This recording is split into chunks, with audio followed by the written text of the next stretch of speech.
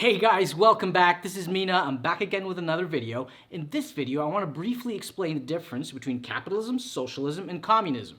So, without further ado, let's get right into it.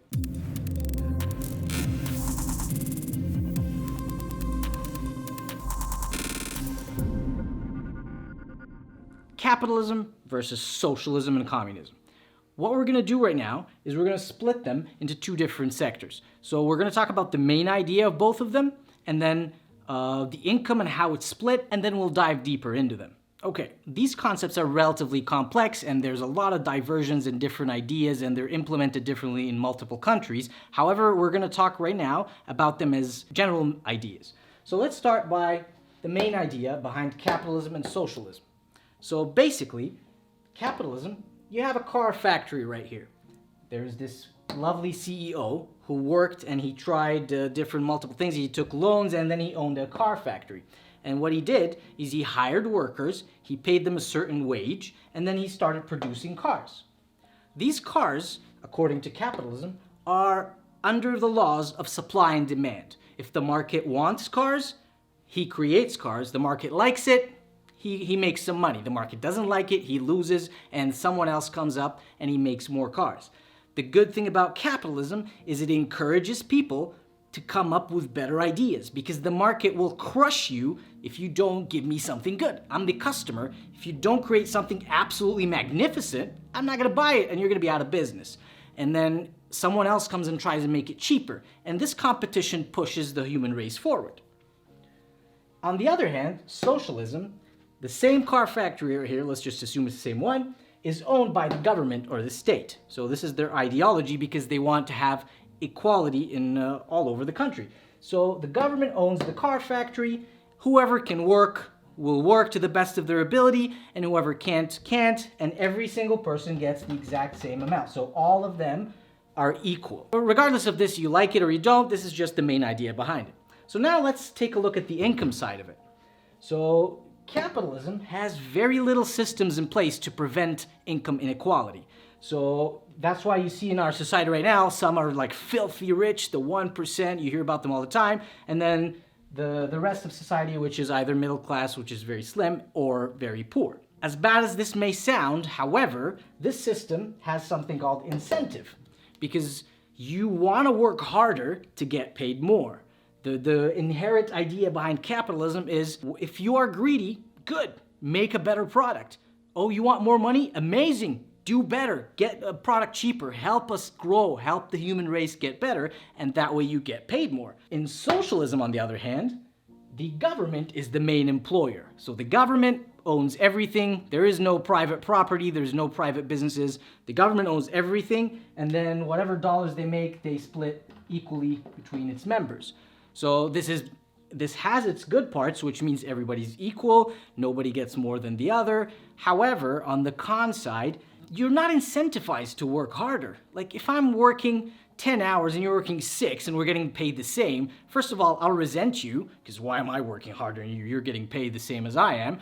Or I'm just not gonna work and be as lazy as possible, in which it drives the whole human race and its intellectual output is just driven down because there is no incentive. And make no mistake, we're human beings. If you don't have an incentive, you probably won't move. Okay, so let's just first agree that socialism and communism as a concept were derived to reduce worker exploitation and just to have general equality in society, which is a great idea. So right now we're just going to try and put capitalism, socialism, and communism beside each other as a general concept so we could kind of see more clearly what's going on and make up our own minds, right?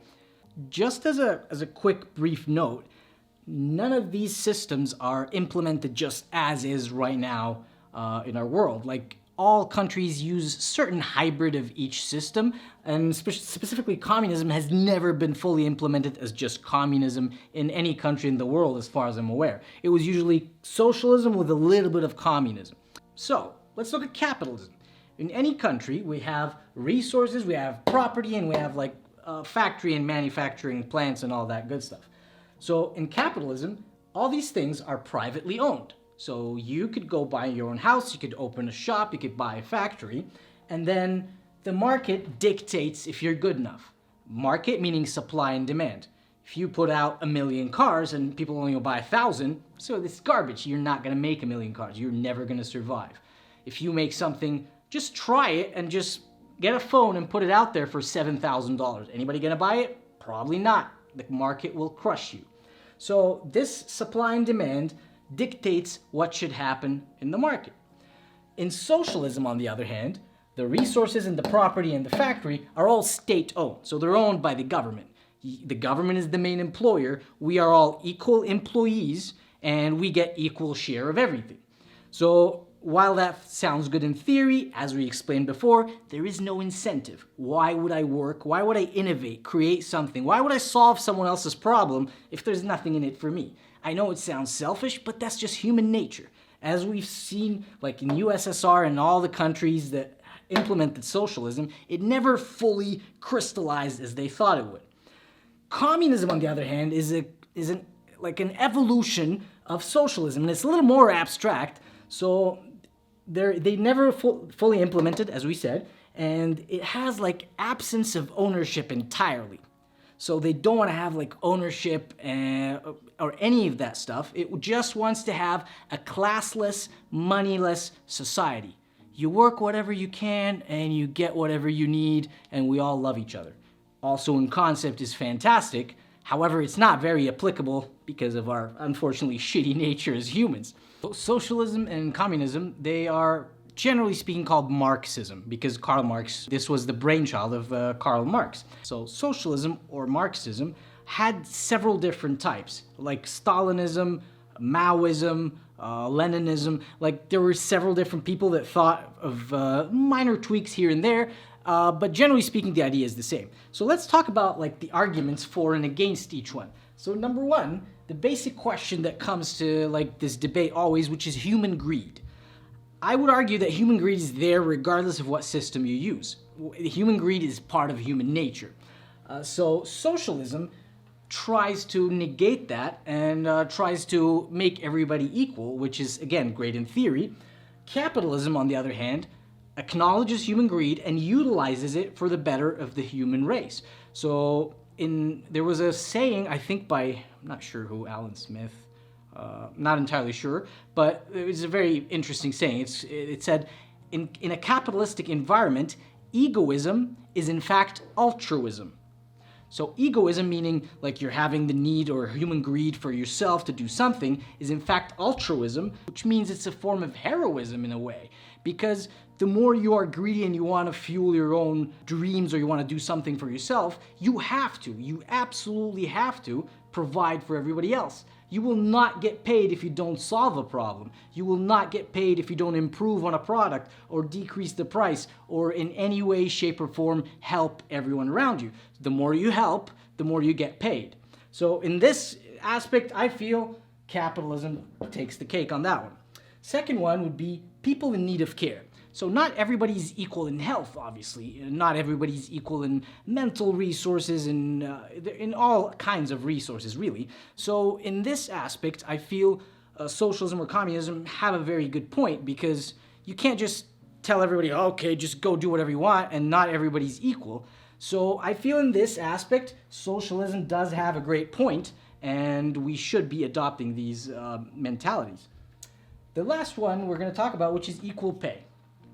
This is a huge argument, and this was kind of the originating factor behind socialism and capitalism, is because people felt like, I'm a factory worker, I go and I pack the stuff and I do this and I do that, and I get paid $2 an hour, and then the owner of the factory gets $100.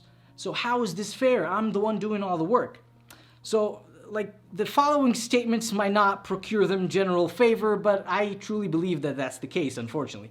So this guy that owns the factory, he had to buy a piece of land or rent a factory, he had to buy equipment, he had to train some employees, he had to hire managers, he had to take inherent risk, loans, and he had all this on his plate, and he had to manage all that, and he had to pay people to work per hour, while another worker who primarily only used his very basic skills like motor skills, or he had to pack something, or he didn't do much. I'm very sorry, but he didn't do much, so he doesn't deserve that much money. However, some people say, but maybe if the worker did so, well, great. That is exactly what capitalism is about. If you think you can do better, then screw that factory owner. You go open your own damn thing and do it better or cheaper or help the people more, and then you'll get paid more. And in consequence, everybody wins. So if you feel you're good, amazing, go do it yourself. You will get paid more, but you have to work more. Why I don't like the socialistic idea is because it basically operates under the premise of I exist, therefore I deserve equal resources like everybody else. I don't believe that's the case. You need to contribute for yourself and for everybody else so you can get paid. I truly believe that, and you could make up your own mind, but that's what I think. So in this area, I think capitalism takes the point. So as you can see, the system is flawed in all areas. Why? Because socialism is great in concept, however, it doesn't doesn't keep in mind that there is extreme amount of corruptions, because if you leave everything in the hands of the government is still people, and they still have greed, and they're still pieces of shit. So you didn't account for that, and you also didn't account for people who don't want to work, and other people who resent that people that don't want to work. It's not a perfect system. So right now, countries are trying to amalgamate these different ideologies and using a little bit of each. Just as a brief example, because this balance is extremely hard to strike. Like, it's a very hard formula to get perfect. And I don't think it will ever get it perfect, but we're trying to get as close as we can. So the US is a prime example of like as much capitalism as you can get, basically. There's also the UK, which is pretty capitalistic, but it has like nationalized health, like Canada, for example. So the health sector is owned by the government, certain programs for helping like the WSIB, people who are disabled. These are communistic or socialistic sort of ideologies. And you have countries like Norway, which operate more towards the communism and socialism through taking a high percentage of taxes. So they're letting you work, giving you the incentive, and so you can provide for the human race, and then they highly tax you and use this money to provide, social services for everybody. It has been very, very successful for these countries, Norway and others like it. So the key here is there's no perfect system, but again, we need to understand all of these systems so we know how everything works. So that was the end of it for today. Thank you very much for watching. Please comment down below if you have any different ideas or if I skipped something here or there. Bear in mind it's kind of it's a short video and we need to condense a lot of information in it. But please give me a like, a subscribe, a little comment. That helps the YouTube algorithm greatly and I would sincerely appreciate it. Thanks again for watching and we'll see you in the next one.